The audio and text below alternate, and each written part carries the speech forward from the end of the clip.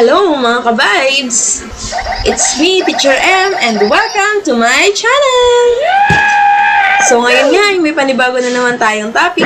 So, nung nakalipas nga ay napag-aralan natin ang tungkol sa sets, yung two ways of defining a set, roster method, and set builder notation or rule method, and pati na rin yung cardinality of a set.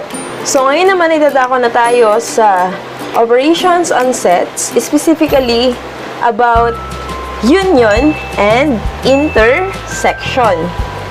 So tara, simulan na uli natin ang pag-aaral. Let's begin!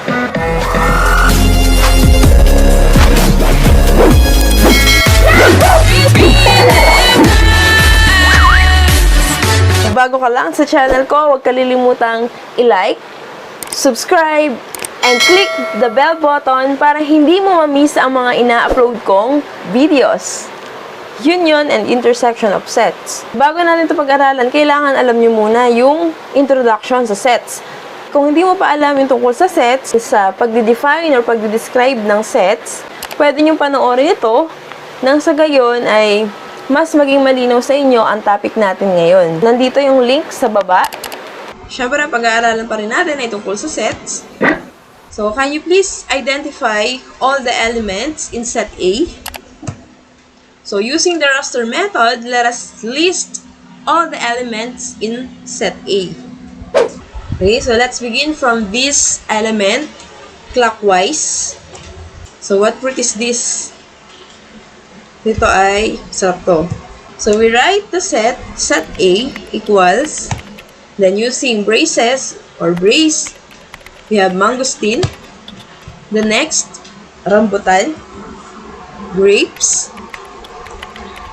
What is this? Apple, and lanzones. Now, okay, set B naman. So, nilagay natin sa bilog yung ating sets. So, again, ano to? Okay, set B equals rambutan, mango, orange, and lanzones. So, now that we already have the two sets, we already named or identify the elements in both sets. Here is the question. Number 1, what is the result when set A and B are combined? How many elements are there? Ano kaya yung magiging result pag pinagsama natin itong mga putas na nandito sa tigkabilang bilog?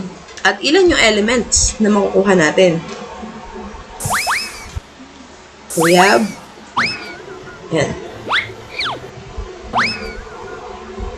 So, yan yung mga pinagsama-samang mga prutas o mga elements na nasa set A at nasa set B. So, ilan lahat yung elements na nandito? The number of elements equals 7. So, ang tawag dito sa malaking bilog na ito, na nakikita nyo, ay union of set A and set B. At pag sinabing union, it is the set that contains those elements that belong to set A and B or both. Pinagsama-sama na mula sa set A and set B or yung magkapareho. It is denoted by this symbol and it is written using this notation. So, the union of set A and set B. The union of set A and set B equals mangosteen, rambutan, mango, grapes, orange, apple, and lanzones. At para isulat naman ang cardinality, gaya lang din ang pagsulat natin sa set doon sa previous lesson natin, and it is read as the number of elements of the union of set A and set B equals 7. Or simply, the cardinality of the union of set A and set B equals 7. So ngayon naman, which of the following is common when set A and B are combined? So, ang tinatanong naman ngayon ay yung common lang dun sa set A and B. Pag pinagsama daw. Pag sinabing common, ito yung elements na pareho sa set A at set B. Meron tayo ditong pamimilian. Number 1, number 2, and number 3. So, anong sagot? Ang sagot is yung number 2. Ang common lang sa set A and set B ay rambutan, ito, and lansones. Yan. Okay, so the number of elements. Anong tawag natin sa set na ito kung saan nandito yung elements na pareho or common sa set A at set B? So, ang tawag dyan yan ay intersection. The set that contains those elements that belong to both set A and B. Pareho makikita sa set A and set B. Denoted by, so kabaliktaran ng union, pabaliktad naman na U ang symbol ng intersection. Okay, so the intersection of set A and set B. Yan. So ito ay masusulat natin sa pamamagitan ng notation na ganito. The intersection of set A and set B equals, yan, ganun lang. And yung cardinality, ganun ulit. So, ito lang yung gagamitin natin. So, equals, okay, 2. Dahil yung number of elements, yung variant or variety ng prutas ay 2 lang. Next, let's proceed to operations on sets using Venn diagram. So, kanina nakita nyo mga pictures. Ngayon, i-apply na natin yung concept na natutunan nyo sa union and intersection sa pamamagitan na ng mga numbers. And using the Venn diagram. So, let us have examples. Set D equals counting numbers between 3 and 9. And set E equals even numbers between 1 and 8. Counting numbers between 3 and 9. So, ano yun? So, set D equals, using the roster method, we have 4, 5, 6, 7, and 8. And, so yan yung set D natin, nilagay natin sa bilog para mamaya, pag gamit natin ng Venn diagram, mas madali nating maipapakita yung bawat sets. Then, set E, even numbers between 1 and 8. Even numbers. Okay, so, set E equals 2, 4, 6. Siyempre, lagay din natin sa bilog. Yan. Okay na. So, next thing, lalagay na natin yung mga sets sa loob ng rectangle. So, ito yung tinatawag na Venn diagram. Diba? Kung sa ibang subject, meron din ang pagko-compare. So, ito, ganun din ang purpose ng Venn diagram. So, dun muna tayo sa intersection. So, unang-unang tatandaan, pag maglalagay tayo ng element sa Venn diagram, ang uunahin nating ilagay ang intersection set. Yung pagkakapareho o yung common dun sa parehong sets. So, saan natin ilalagay yung intersection sa ang part ng ating Venn diagram? So, sa pinakang gitna. Yan. Sa shaded region, nakikita nyo yung block. Dito natin ilalagay yung common or yung intersection. Ano yung elements na pareho sa set D and set E? Okay, very good. So, we have 4. What else? We also have 6. Meron pa ba? Okay, wala na. So, ngayon, ilagay na natin yung intersection. Ano yung elements na naiwan dito sa set D? Ano pa yung mga nawawala? So, dito natin ilalagay sa part na hindi nasasakop ng set E. Yan. We have 5, 7, and 8. So, kahit saan mo ilagay, basta nandun sa nasasakupan ng set D, pero hindi nasasakop ng set E. Ngayon, ganun din sa set E. Ano yung element na nawawala pa dun sa set E? Okay, yes. Yes, it is 2. Yan. So, kompleto na ba ang lahat ng elements sa set D and set E? Okay. So, kung okay na, let's identify the intersection of set D and set E. Anong sagot? Okay. 4, and 6. So, ganyan yung dapat na pagsusulat. Lagi tayong gagamit ng braces pag magsusulat tayo ng sets. Separated by comma. Next, at pag union naman, ang pinag-uusapan, ito yung elements na makikita sa parehong set D and set E, pati na rin yung intersection. So, lahat ng elements na nandito sa loob nito ay kasali. At ang notation, the union of set D and set E equals, anong sagot?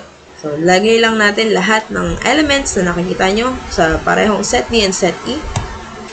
2, 4, 5, 6, 7, 8. Correct. So, ganun lang yung pagsusulat ng union. So, let us have some exercises para malaman kung may natutunan na nga ba. What is a set that contains those elements that belong to both set A and B? Okay, time's up. So, the answer is intersection. What is set F? Alin dyan yung set F?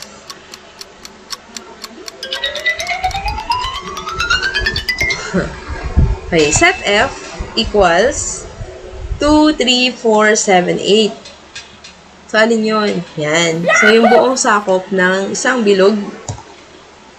Okay. What is the cardinality of set F?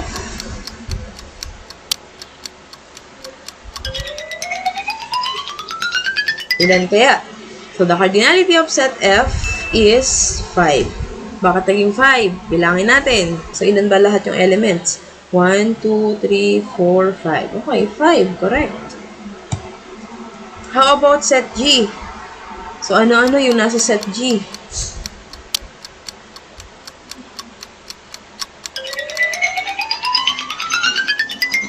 The answer is set G equals 1, 2, 5, 6, 8, 10. So, napansin nyo, sa pagsusulat ng elements, lalo na kapag numbers, sunod-sunod yung pagkakalagay natin para hindi tayo malito or wala tayong mamiss na mga elements. Kagaya lang din sa mga letters in the alphabet na alphabetical yung pagsusulat. Okay, yan. Set G. How about the cardinality of set G?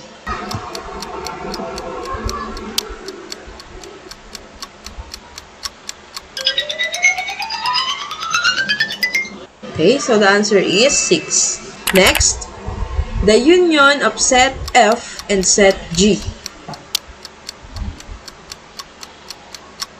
The union, so when you say union, pinagsama. Okay, so pinagsama, we have 1, 2, 3, 4, 5, 6, 7, 8, and 10. Okay.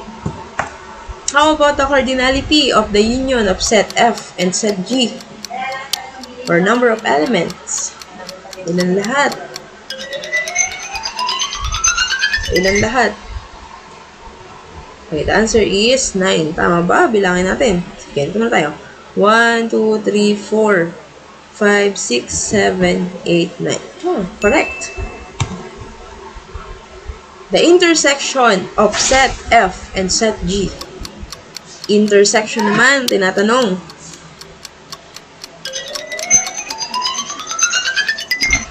Okay, answer is the intersection of set F and set G equals 2 and 8.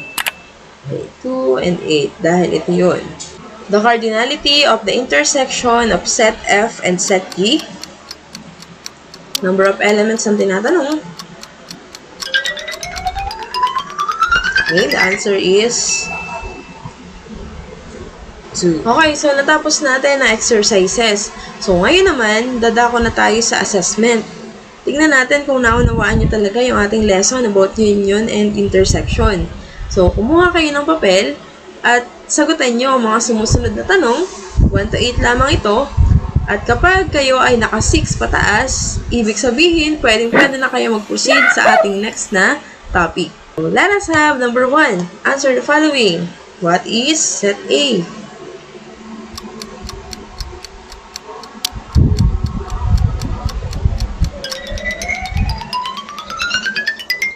Answer! Check nyo Be honest. Set A equals 2, 3, 4, 5, 6, and 9. Tumama ba kayo? Okay, very good. The cardinality of set A.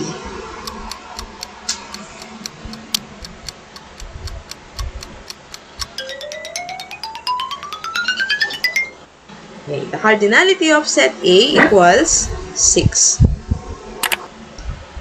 Set B.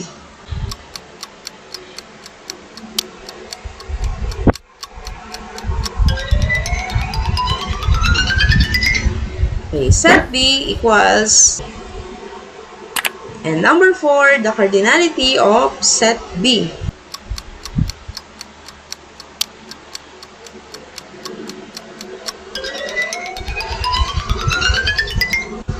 Okay, and the answer is 7. Number 5, the union of set A and set B.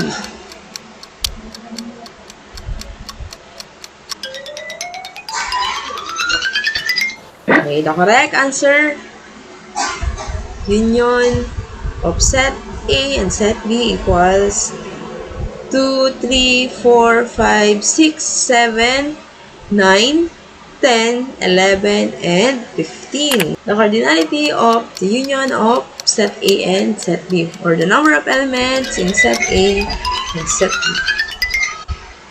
Answer is 10. Okay, next, number 7.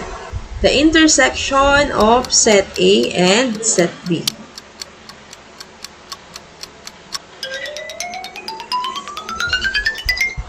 The answer is 3, 4, and 9. And last but not the least, the cardinality of the intersection of set A and set B.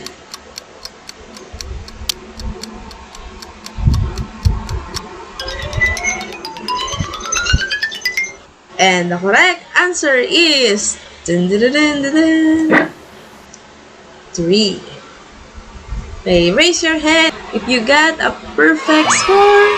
Sana nakatulong ang video na to upang mas maging malinaw ang union and intersection of sets. Kung nagustuhan nyo ang video na to, huwag kalilimutang mag-like. Please paki-subscribe and paki-click na rin ang bell button para lagi kang updated sa mga fresh at mga bagong-bago kong ina-upload na mga math tutorials. So maraming salamat sa pagsama. Laging tatandaan, bawal ang nega.